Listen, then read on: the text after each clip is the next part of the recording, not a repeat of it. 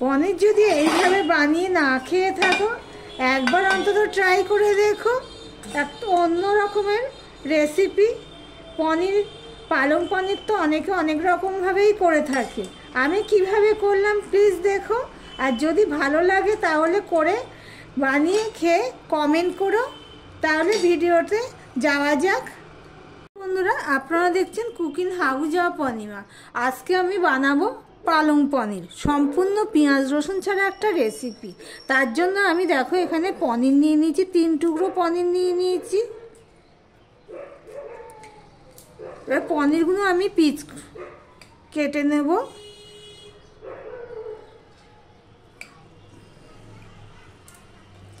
আমি এখানে 200 গ্রামের মতন হবে পনির। ঠিক এইভাবে আমি পনিরগুলো কেটে নিচ্ছি।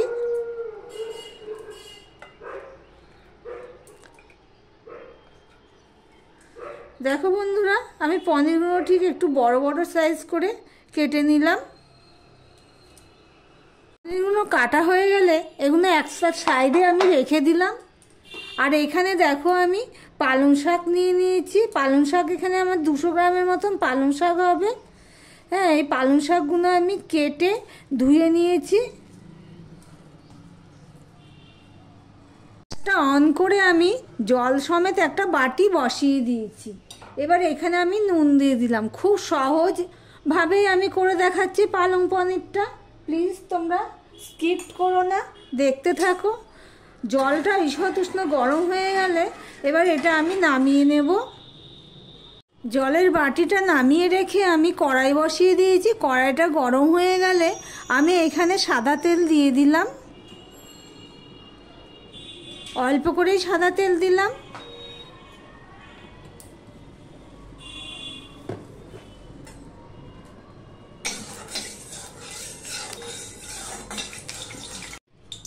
এবার যে কেটে রাখা পনিরগুলো আছে এইগুলো হালকা করে আমি ভেজে নেব। এই পর্যন্ত যারা ভিডিওটি দেখছো এখনো পর্যন্ত লাইক করোনি, চট করে একটা লাইক করে দিও। দেখতে দেখতে আমি বেশি ভাজবো না। দেখো কড়াইটা ভালো করে গরম করে নিয়েছি, তাই জন্য দেখো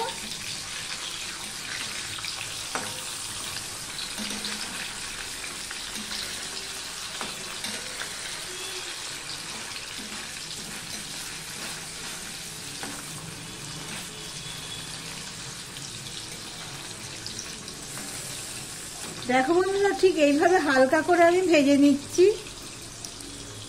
দেখো বন্ধুরা, পনিরগুলো সব ভেজে আমি এই নুন জলের মধ্যে ভিজিয়ে রেখেছি। এমনভাবে ভেজেছি যেন কালারটা চেঞ্জ না হয়। তোমরা পনির না ভেজেও করতে পারো। এদিকে যা তেল আছে, এখানে দেখো আমি লবঙ্গ নিয়ে নিয়েছি 4টে, 3টে এলাচ নিয়ে নিয়েছি, আর 3 টুকরো দারচিনি নিয়ে নিয়েছি। সেটা আমি দিয়ে দিলাম। একটা শুকনো লঙ্কা দিয়ে দিলাম।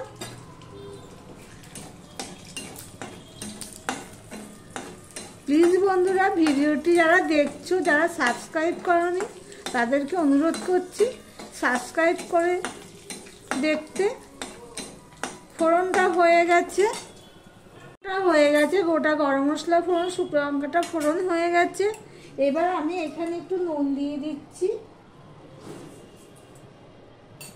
নুন দিয়ে আমি এখানে দেখো একটা বড় সাইজের টমেটো আর 4-5টা কাঁচা লঙ্কা কেটে রেখেছি, সেটা আমি দিয়ে দিলাম। আর এখানে দেখো 1 চামচ উঁচু আদা পেস্ট দিয়ে দিলাম।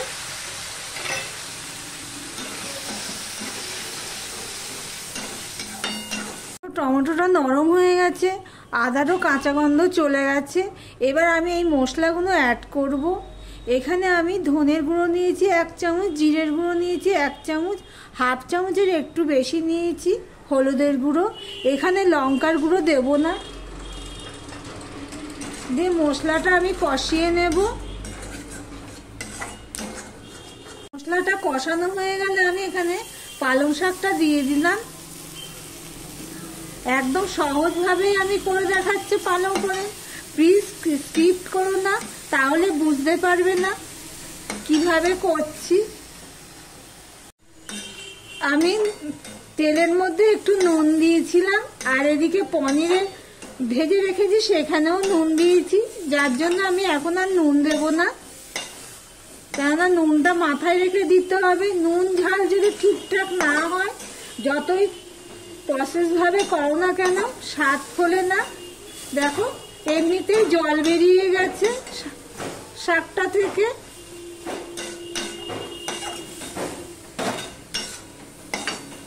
এটা কিছু সময় আমি ভেজে নেব, নিয়ে ঠান্ডা করতে দেব। দেখো বন্ধুরা ঠান্ডা হয়ে গেছে।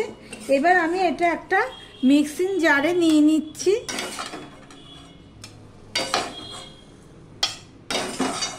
পুরোটা নিয়ে নিলাম মিক্সিং জারের মধ্যে।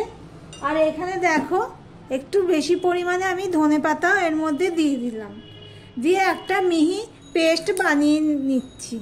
এদিকে দেখো একটা কড়াই বসিয়ে দিয়েছি, কড়াইটা গরম হয়ে গেলে আমি এখানে 2 চামচের মতন সর্ষের তেল দিয়ে দেবো। আমি রিফাইন অয়েলে এতক্ষণ করেছি, কিন্তু এখন আমি সর্ষের তেল দিয়ে দিলাম।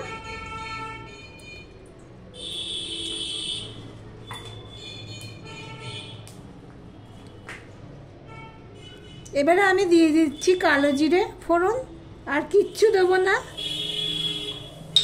আমার ভিডিওটি যদি ভালো লেগে থাকে তাহলে লাইক কমেন্ট শেয়ার করে দিও।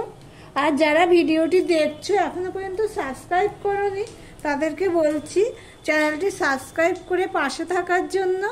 এখানে মিক্সিতে আমি ওই পেস্টটা রেডি করে নিয়েছি, এবার ওইটা আমি দিয়ে দিচ্ছি।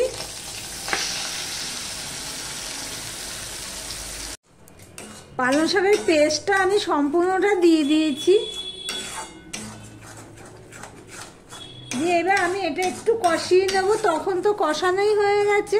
পালং পনির তো অনেকে অনেক রকমভাবেই করে থাকো, প্লিজ বন্ধুরা এইভাবে একবার করে দেখতে পারো, দারুণ স্বাদ হয় খেতে।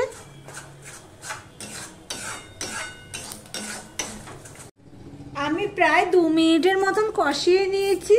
এবার আমি অল্প একটু চিনি দিয়ে দিচ্ছি, ছোট চামচে 2 চামচ আমি চিনি দিয়ে দিলাম, দিয়ে আবার একটু নেড়ে নেব। চিনির সাথে সম্পূর্ণটা মিশিয়ে নিলাম। নিরামিষ রেসিপিতে একটু মিষ্টি না দিলে হয় না। এবার যে মিক্সিং জারটা ধুয়ে আমি জলটা দিয়ে দিলাম।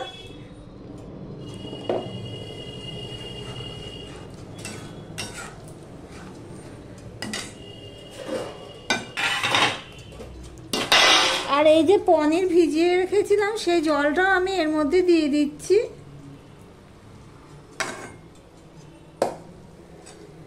দিয়ে আমি এটা একটুখানি ফুটিয়ে নেব।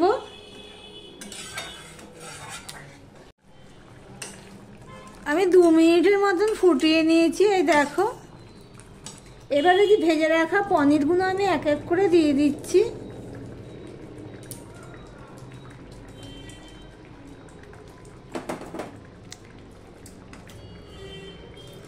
দেখো বন্ধুরা আমি পনিরটা ভেজেছি, কিন্তু পনিরটা দেখেছো কালারটা সেই সাদাই রয়ে গেছে।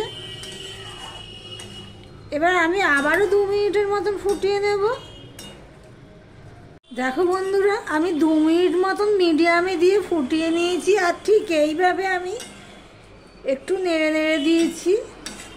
পালং পনির আমার রেডি হয়ে গেছে। নুন মিষ্টি ঝালটাও আমি দেখে নিয়েছি।